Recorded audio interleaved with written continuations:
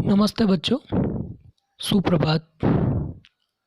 मैं मेवाड़ा मनोज दीप दर्शन विद्या संकुल से हिंदी विषय अध्यापक। आज हम पढ़ेंगे हिंदी व्याकरण। हिंदी व्याकरण में हम पढ़ेंगे शब्द और पद। तो आज हम पढ़ रहे हैं शब्द और पद। तो देखिए, कई बार बच्चे ये सोच लेते हैं कि शब्द और पद जो है वो एक ही है, और कई बार ऐसे प्रश्न भी मन में खड़े होते हैं कि शब्द जो है वो और पद में क्या अंतर है। दोनों को एक ही समझ लेना और दोनों में अंतर पता करना, तो ये बहुत बड़ी कंफ्यूजन रहती है। तो इस कंफ्यूजन को आज हम दूर करेंगे और आज हम शब्द और पद को स्पष्ट करेंगे, उसे समझेंगे। और सबसे पहले मैं आपको बता दूं कि शब्द और पद जो है ये व्याकरणिक दृष्टि से बहुत ही महत्वपूर्ण शीर्षक है, और ये शब्द और पद परीक्षा की दृष्टि से भी बहुत ही महत्वपूर्ण है। ये 2 नंबर से पूछा जाता है परीक्षा में प्रश्न, तो आपको ये वीडियो ध्यानपूर्वक सुनना और समझना है, जिससे कि हम ये 2 अंक प्राप्त कर सकें। तो अब हम चलते हैं सर्वप्रथम शब्द की ओर। जब हम शब्द समझ लेंगे तब हम पद की ओर चलेंगे। तो सबसे पहले हम चलेंगे शब्द की ओर। देखिए, शब्द की परिभाषा या डेफिनेशन आप ध्यानपूर्वक सुनेंगे और समझेंगे। एक से अधिक वर्णों के मेल से, एक से अधिक वर्णों के मेल से बने सार्थक वर्ण समूह शब्द कहलाता है। देखिए, परिभाषा में एक एक जो शब्द दे रखा है उसे ध्यानपूर्वक सुनिएगा। एक से अधिक वर्ण, अब वर्ण स्वर हो सकता है या व्यंजन हो सकता है। ओके, तो एक से अधिक वर्णों के मेल से, यानी कि एक या एक से अधिक जो वर्ण हैं उनको आपस में जोड़ने से बना सार्थक वर्ण समूह। कैसा वर्ण समूह? सार्थक वर्ण समूह, यानी कि जो सार्थक हो वही। यदि वो निरर्थक है तो फिर वो शब्द नहीं कहलाएगा। अर्थात जो वर्ण जुड़ रहे हैं, मिल रहे हैं, वो वर्ण कैसे होने चाहिए? सार्थक होने चाहिए। और वर्ण से जो शब्द बना है वो शब्द हमारा सार्थक होना चाहिए। ओके, जो वर्ण है वो स्वर हो सकता है, व्यंजन हो सकता है, वो जुड़ करके जो शब्द का निर्माण कर रहे हैं वो शब्द सार्थक हो, तभी उसे हम शब्द कहेंगे। ओके, तो एक से अधिक वर्णों के मेल से बने सार्थक वर्ण समूह को हम शब्द कहेंगे। ये इसकी परिभाषा होगी। उदाहरण दें, मोहन, सोहन, खीर, मीरा, खेलता, शतरंज इत्यादि, ये सारे क्या हैं? शब्द हैं। आप देख सकते हैं ये सभी के सभी शब्द सार्थक शब्द हैं। अब देखिए, दूसरे शब्दों में कहा जाता है कि शब्द वर्णों के मेल से बनते हैं। ओके, इसमें कोई डाउट नहीं है, शब्द जो है वर्णों के मेल से ही बनेंगे। दूसरा, शब्द सार्थक वर्ण समूह या अक्षर समूह होते हैं। ओके, जो वर्ण है वो जुड़ रहे हैं, उससे जो शब्द बन रहा है वो सार्थक होगा, तो ही उसे शब्द कहेंगे। तीसरा, शब्द स्वतंत्र रूप में प्रयुक्त होते हैं, वर्णों का वही समूह शब्द कहलाता है जिसका प्रयोग स्वतंत्र रूप से होता है। ओके, अब देखिए, एक महत्वपूर्ण बात आप ध्यान से सुनिएगा कि जब आप एक से अधिक वर्णों को मिलाकर कोई शब्द बनाते हैं तो वो जरूरी नहीं कि शब्द कहा जाए।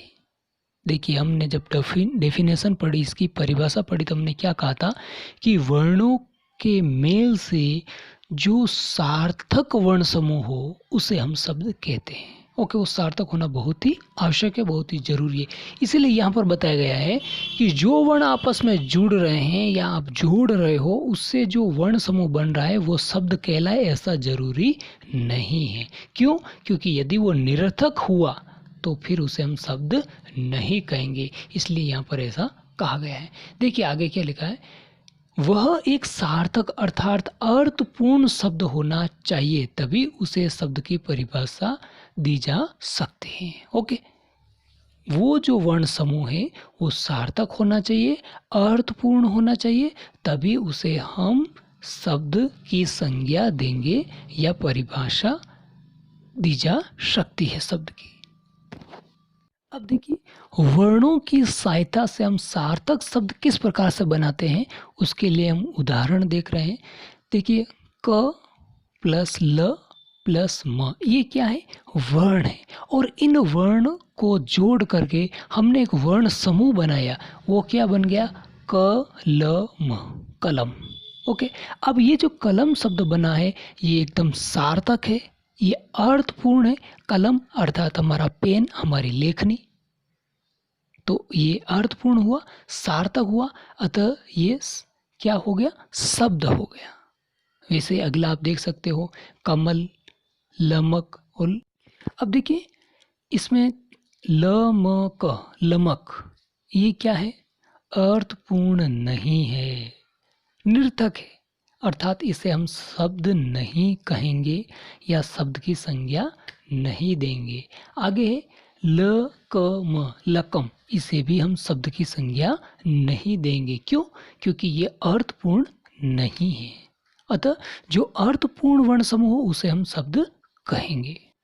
तो अब हम शब्द पढ़ चुके हैं, शब्द की परिभाषा पढ़ चुके हैं, अब हम पढ़ रहे हैं पद। ओके, तो अब आप यहाँ पर ये विशेष ध्यान रखिएगा कि शब्द और पद में क्या अंतर होता है, अभी आपका यहाँ पर स्पष्ट हो जाएगा। तो ध्यान से सुनेगा। देखिए पद की परिभाषा, जब कोई शब्द स्वतंत्र न रहकर व्याकरण के नियमों में बंध जाता है। देखिए, शब्द स्वतंत्र नहीं रह करके व्याकरण के जो नियम है, जो रूल्स है, उसमें बंध जाता है, तब वह शब्द पद बन जाता है। ओके, वही शब्द जो सार्थक हैं, वर्ण समूह है, वही शब्द नियमों में बंध जाता है। कौन से नियम? व्याकरणिक नियम, हिंदी व्याकरण के जो नियम है, उन नियमों में अगर वो बंध जाता है तब वह पद बन जाता है। इस प्रकार वाक्य में प्रयुक्त शब्द ही पद है। कारक, वचन, लिंग, पुरुष इत्यादि में बंध कर शब्द पद बन जाता है। ओके, अब देखिए उदाहरण देख लीजिए। सीता गाती है, ईश्वर रक्षा करे। यहाँ पर सीता, ईश्वर आदि शब्द वाक्य में प्रयुक्त होकर पद में परिवर्तित हो गए हैं या बदल गए हैं। अर्थात जो शब्द है वो व्याकरणिक नियमों में बंध जाता है और वाक्य में प्रयोग हो जाता है उसका, तब वह पद कहलाता है। दूसरे शब्दों में कहा जा सकता है कि जब सार्थक वर्ण समूह अर्थात अर्थपूर्ण शब्द का प्रयोग वाक्य में किया जाता है तो उस शब्द को हम पद कहेंगे। अब यह केवल शब्द नहीं रह जाता, बल्कि यह शब्द वाक्य में लिंग, वचन, सर्वनाम, क्रिया, विशेषण इत्यादि दर्शाता है। क्यों? क्योंकि वो व्याकरणिक नियमों में बन चुका है। उदाहरण देखिए, राम आम खा रहा है।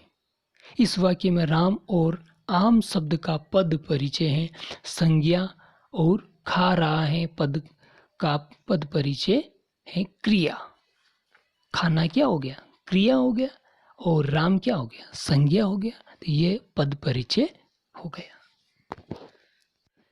अब देखिए शब्द जो है वो पद कब बन जाता है, उसके लिए आप देखिए, जब कोई सार्थक शब्द वाक्य में प्रयोग या प्रयुक्त होता है तब उसे पद कहते हैं। पर जब इसका प्रयोग वाक्य में होता है तो इसका रूप भी बदल जाता है, इसलिए वाक्य में प्रयुक्त होने पर शब्द को पद कहा जाएगा। जैसे राम आम खा रहा है, इसमें राम आम खा रहा है, ये सभी क्या है? पद है। अब देखिए सबसे महत्वपूर्ण बात कि शब्द और पद में क्या अंतर होता है।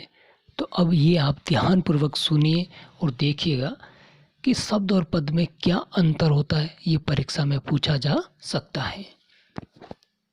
तो अब देखिए शब्द और पद में अंतर। पहले कॉलम में हमने शब्द लिखा है, दूसरे कॉलम में हमने पद लिखा है। अब देखिए शब्द, देखिए शब्द वर्णों के स्वतंत्र एवं सार्थक इकाई होती है। ओके, शब्द क्या है? वर्णों की स्वतंत्र और सार्थक इकाई है। जबकि पद जो है, पद वाक्य में प्रयुक्त शब्द हैं, यानी कि वाक्य में जो प्रयोग किए गए हैं या प्रयुक्त हुए हैं वो ही पद हैं।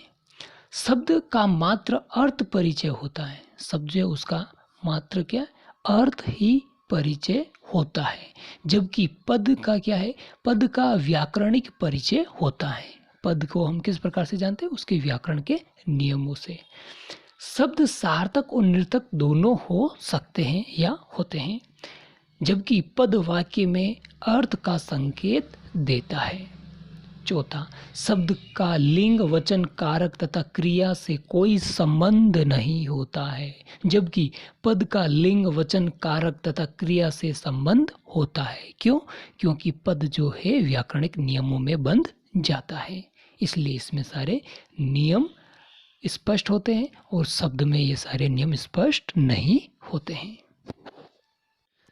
अब मैं उम्मीद करता हूँ कि आपको शब्द और पद अच्छे से समझ में आ गया होगा, और यदि इससे संबंधित कोई प्रश्न पूछा जाए तो आप आसानी से कर सकेंगे। धन्यवाद।